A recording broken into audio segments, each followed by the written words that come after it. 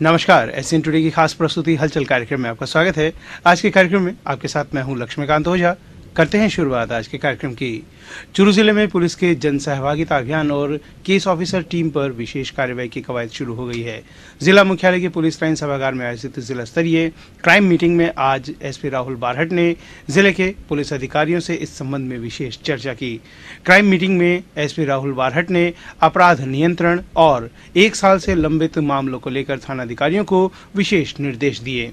इस दौरान एसपी राहुल बारहट ने जिले में बढ़ते अपराधों पर लगाम लगाने में असफल हो रहे पुलिस अधिकारियों के प्रति सख्त नजर आए। एसपी ने जिले के विभिन्न थानों में फरार चल रहे वांटेड अपराधियों को गिरफ्तार करने के लिए विशेष अभियान चलाए जाने के निर्देश दिए। मीटिंग में बैंक, बाजार, मार्केट, पेट्रोल पंप और एकांत गांव मोहल्ले में गश्ती बढ़ाने का निर्देश दिया गया। साथ ही शराब की तस्करी को रोकने के लिए विशेष रूप से छापेमारी अभियान चलाने का सख्त निर्देश दिया गया। एसपी ने कहा कि फरार अपराधियों की गिरफ्तारी करने के साथ ही कोर्ट को समय पर चार्जशीट सौंपी जाए ताकि अपराध करने वालों को सजा मिल सके। क्राइम मीटिंग में कैमरे लगे हेलमेट सहित पुलिस को मिले नए संसाधनों को भी प्रदर्शित किया गया। एसपी ने बताया कि जल्द ही नए संसाधन पुलिस अधिकारियों को दिए जाएंगे। उसको भगा दो, खुद के पास खुद की जान का खतरा हो सकता है। और एक डायरेक्ट थ्रो करने पर यदि एक ही आदमी पर उसका हो जाए तो उसको जलने की ओर है।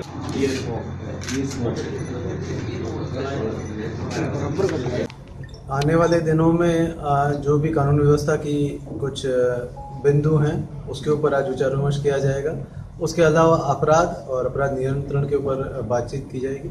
इसी के साथ पुलिस मुख्यालय द्वारा जो चलाए जा रहे हैं कुछ अभियान जैसे जन सहभागिता, केस ऑफिसर स्कीम, उनका आज डिटेल में हम लोग डिस्कशन करेंगे और पुराने जो 1 साल से अधिक जो पेंडिंग केसेस हैं उनका रिव्यू करके आज एक्शन प्लान बनाने के लिए यहाँ पर क्राइम मीटिंग रखी गई है। कई नए ऐसे संसाधन हैं जिनका उपयोग हम करते हैं, तो वो जो नए अभी प्राप्त हुए हैं पुलिस लाइन में उससे सबको वाकिफ करवाया है और अब इनको इश्यू करवाए जाएंगे। जैसे कि कैमरे वाले हेलमेट हैं और कई इस तरह के नॉन लीथल वेपन्स हैं जिनको आज सबका डेमो भी दिया गया और इनको प्रोवाइड करके आगे इस्तेमाल करने के लिए इनको दिए जाएंगे।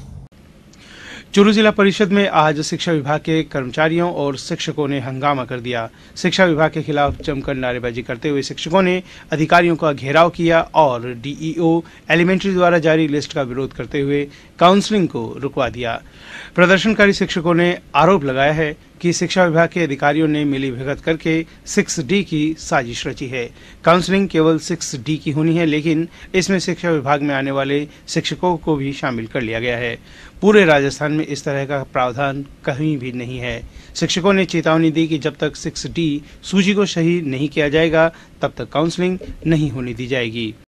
ये जो आज चूरू जिला के अंदर ये काउंसलिंग करवाई जा रही है, ये काउंसलिंग मात्र और मात्र 6D की काउंसलिंग है, जबकि चूरू जिला शिक्षा अधिकारियों ने मिलीभगत करके जो शिक्षा विभाग के कर्मचारी है उनको भी 6D की लिस्ट के अंदर शामिल कर लिया गया है, जबकि पूरे राजस्थान के अंदर ऐसा प्रावधान कहीं भी नहीं है और इनके पास न कोई आदेश है।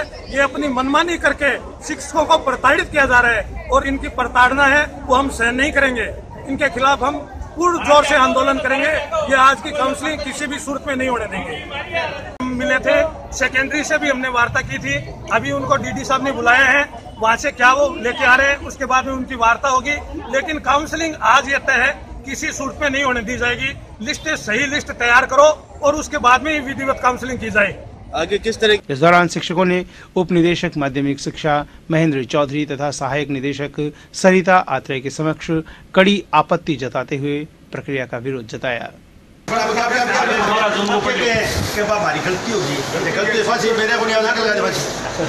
क्या है कि शंका है उसको रिव्यू कर लेंगे डीओ बैठ के एलिमेंट्री, और जो भी आएगी सूची उसके हिसाब से आगे तो सर ये लोग। और इसकी सारी की सारी जो सूचना है, जो रिपोर्ट्स है ना, अपडेट है वो ऊपर नहीं सर, ये कहा जा रहा है कि 6D पंचायत राज की होनी चाहिए। 6D कार्मिकों को आज जो काउंसलिंग होनी थी क्यों ने उसका वॉकआउट किया, क्या कारण रही? शिक्षा विभाग के कर्मचारियों को इसमें शामिल कर लिया गया, इसलिए सारे कर्मचारी जो शिक्षा विभाग में पहले से कार्यरत हैं उनकी 6D में कार्य करने की जो है उनको कैंसिल करने की मांग की गई है। जिन्होंने डीडी साहब से हमारी बात हुई है, जिला प्रमुख के सामने बात हुई है, तो इन्होंने इसको रद्द करने के लिए या आगामी दोबारा इसमें रिव्यू करने की इन्होंने हमारी मांग को माना है।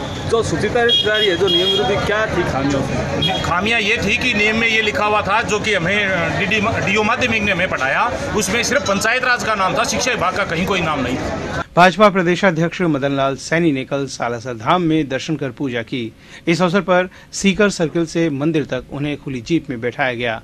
उनके स्वागत में सीकर सांसद स्वामी सुमेधानंद जी ने देवस्थान मंत्री राजकुमार रिणवा, सीकर विधायक रतन जलधारी, सुजानगढ़ विधायक खेमाराम, भाजपा जिला अध्यक्ष वासुदेव चावला सहित सैकड़ों पार्टी पदाधिकारी तथा कार्यकर्ता मौजूद थे। भारतीय जनता पार्टी के प्रदेश अध्यक्ष मदन लाल सैनी स्थित भीड़ सालासर धाम पहुंचे हैं, जहां पर कार्यकर्ता आप देख रहे हैं उनका स्वागत कर रहे हैं मालाएं पहनाकर। सुजानगढ़ विधायक खेमाराम मेघवाल आप देख रहे हैं उनका सम्मान कर रहे हैं, स्वागत कर रहे हैं पुष्पहार पहनाकर। सिद्धपीठ सालासर धाम में भारतीय जनता पार्टी के प्रदेश अध्यक्ष मदन लाल सैनी पहुंचे हैं, जिनकी हाल ही में नियुक्ति हुई है। एबीवीपी के द्वारा उनका यहां पर स्वागत हो रहा है। खुली जीप में सवार हैं भाजपा के नवनियुक्त प्रदेश अध्यक्ष मदन लाल सैनी, जो पहुंच रहे हैं यहां पर। आप देख रहे हैं मंत्री जी सबसे पहले स्वागत कर रहे हैं और राजकुमार जी रिणवा के द्वारा सबसे पहले मंदिर पहुंचने पर स्वागत किया गया है।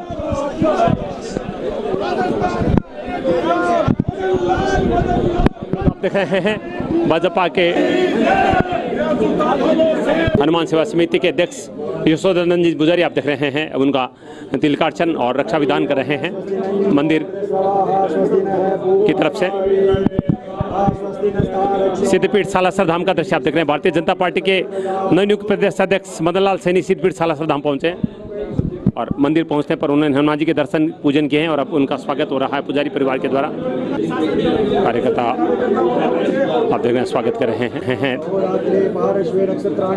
सैनी जी की तरफ पति जी भी यहाँ पर मौजूद है, उनको भी आशीर्वाद दिया जा रहा है पुजारी परिवार के द्वारा।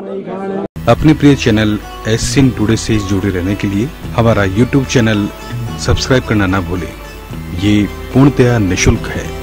रामगढ़ के रसूलपुर गांव में आज सुबह मोटरसाइकिल सवार युवक से लूट मामले में 3 आरोपियों को गिरफ्तार किया गया है। मामले में पुलिस फतेहपुर निवासी साहिल, इद्रिश व वाहिद को गिरफ्तार कर पूछताछ कर रही है। बाइक सवार युवक हुडेरा निवासी नंदलाल ने मामला दर्ज करवाया है। आपको बता दें, फतेहपुर में नंदलाल 12 लाख रुपए लेकर रोल साहबसर में बांटने जा रहा था। इसी दौरान आरोपियों ने पीछा कर वारदात को अंजाम दिया। करीब 11 बजे के रसूलपुर गांव की तरफ एक बोलेरो से एक मोटरसाइकिल सवार से अज्ञात लड़कों ने लूट की वारदात करके कायमसर की तरफ जा रहे हैं।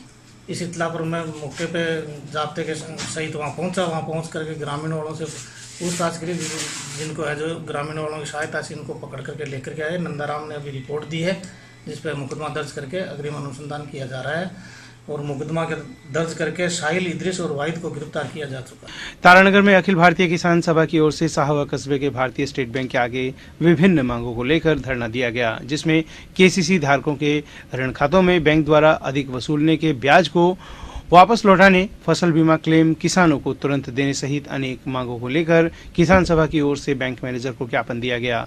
सख्ते में आए बैंक के अधिकारियों ने इसकी सूचना बैंक के उच्च अधिकारियों को दी, जिस पर चूरू के चीफ मैनेजर जोशी ने साहवा पहुंचकर किसान सभा के पदाधिकारियों से वार्ता की तथा मांगों का 30 जुलाई तक निस्तारण करने का आश्वासन दिया।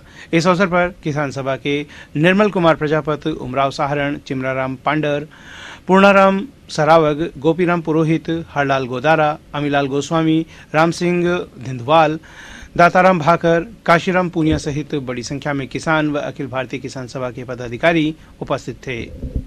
आगला पासे मिलसी अगर थे कोई काम करना चाहो तो मैं थारो उम्मीद करा कि थे बिना एप्लीकेशन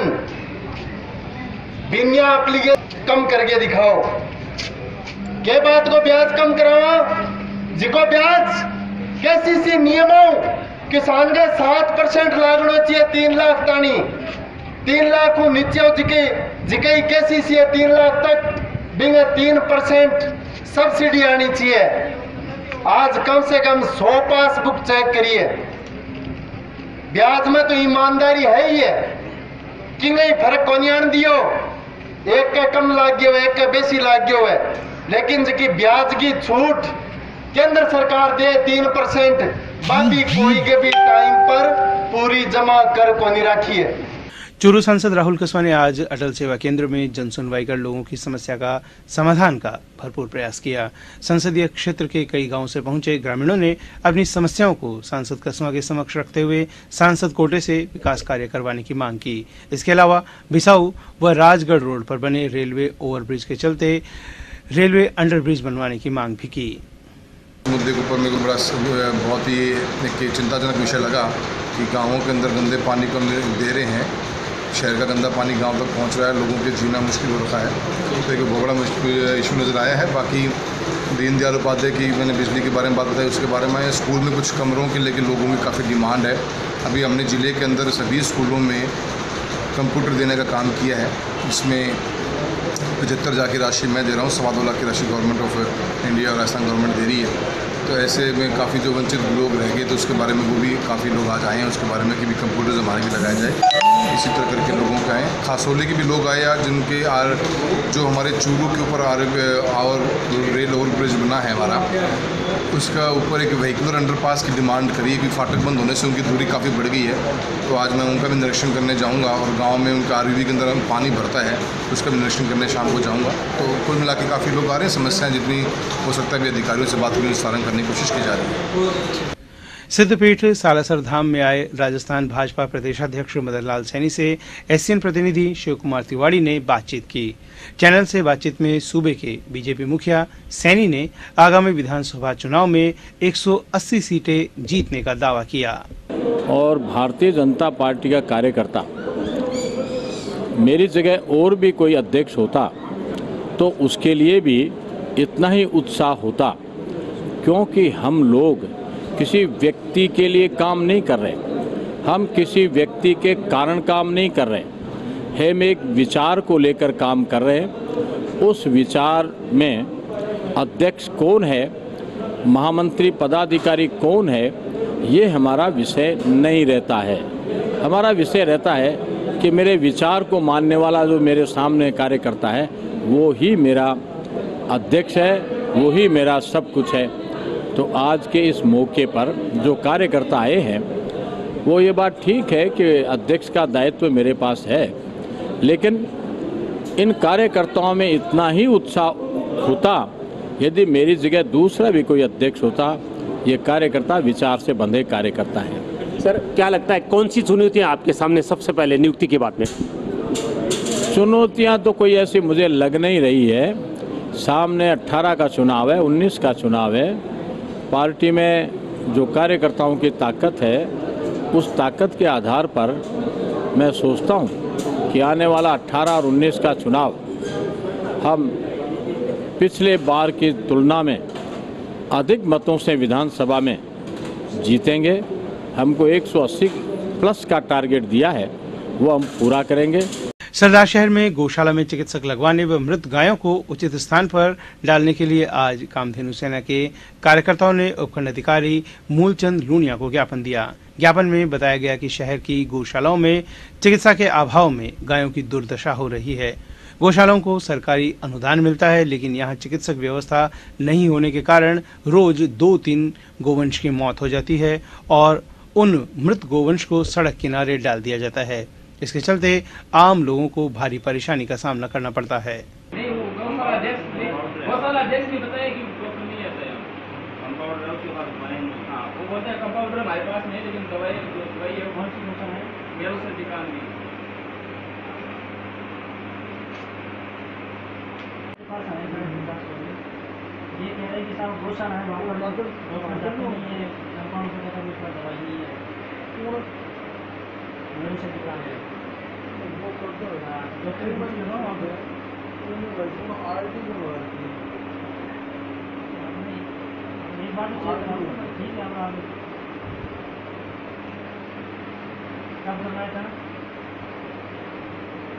रतनगढ़ के वार्ड नंबर 18 में मेघवाल गेस्ट हाउस में प्रदीप तालनिया के 29वें जन्मदिवस के उपलक्ष्य में वृक्षारोपण किया गया। इस अवसर पर अंबेडकर नवयुवक मंडल भीमनगर के कार्यकर्ताओं द्वारा दर्जनों पौधे लगाए गए तथा इनकी सार संभाल की जिम्मेदारी ली। इस अवसर पर विष्णु बरोड़, राहुल चौहान, मंगतूराम मंडीवाल, दिनेश रॉयल, राकेश, महेश आलड़िया, संदीप, प्रवीण मंडार आदि सहित अनेक लोग उपस्थित थे।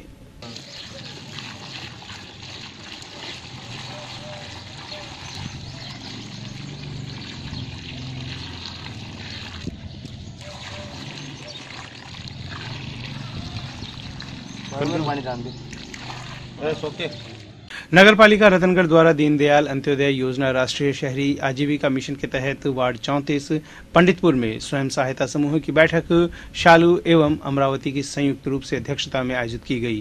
बैठक में सीईओ मोहन सिंह राठौड़ द्वारा समूह को छोटी छोटी बचत करने के लिए प्रेरित किया। साथ ही समूह को बैंक लीकेज की जानकारी दी गई। बैठक में आरओ मधुसूदन चोटिया, समूह के अध्यक्ष, सचिव, कोषाध्यक्ष, सदस्य व आमजन मौजूद रहे।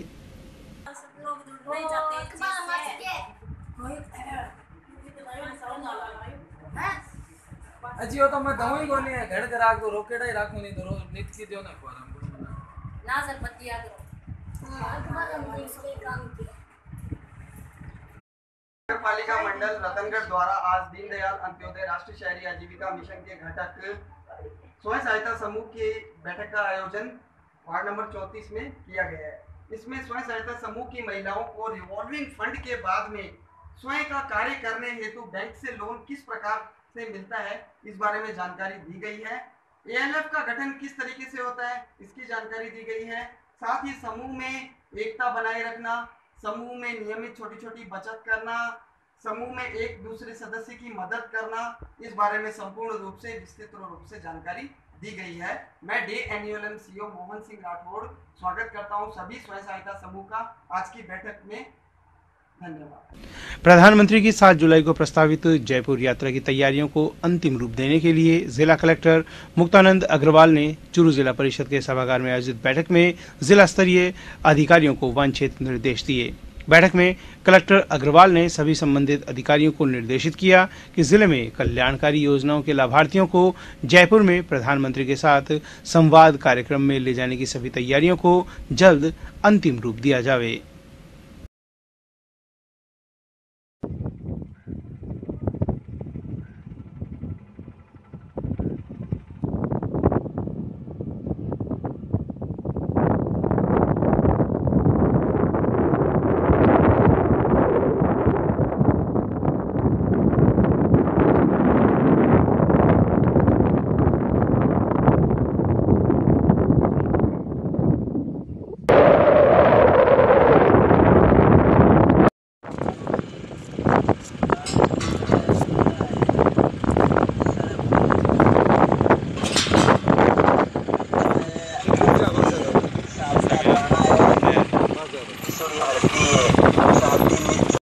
आपके गांव में जो शराबबंदी हुई थी, जो मतदान हुआ था, उसके बाद में भी जो शराब का ठेका है वो चल रहा है, उसको लेकर आपका क्या कहना है? उसको लेकर उसमें हम जीत के भी हार गए। आज तक ऐसा कोई चुनाव नहीं देखा जो जीत कर भी हार जाते हैं। वर्ल्ड में भी मेरे हिसाब से नहीं है। वो चुनाव के लिए राजी हुई, गांव ने चुनाव करवाया। चुनाव के दौरान बड़ी उत्साह से वोटिंग हुई और 97% वोट जो हैं शराब का ठेका बंद करवाने के पक्ष में पड़े और भारी उत्साह से जीत हुई। लेकिन इसी दौरान कुछ हमारे गांव में 3 साल से हम प्रयास थे और 3 साल के प्रयास के बाद 22/2/2018 को चुनाव हुआ और चुनाव होने के बाद हमें 63% मतदान हुआ, जिसमें 97% वोट शराब मुक्त करने के लिए मिला। उनके बाद भी प्रशासन का पूरा सहयोग रहा, परंतु आज तक शराबबंदी से हम मुक्त नहीं हुए। यह था आज का हलचल कार्यक्रम। अब हमें दीजिए अनुमति और आप देखते रहिए एससीएन टुडे। नमस्कार।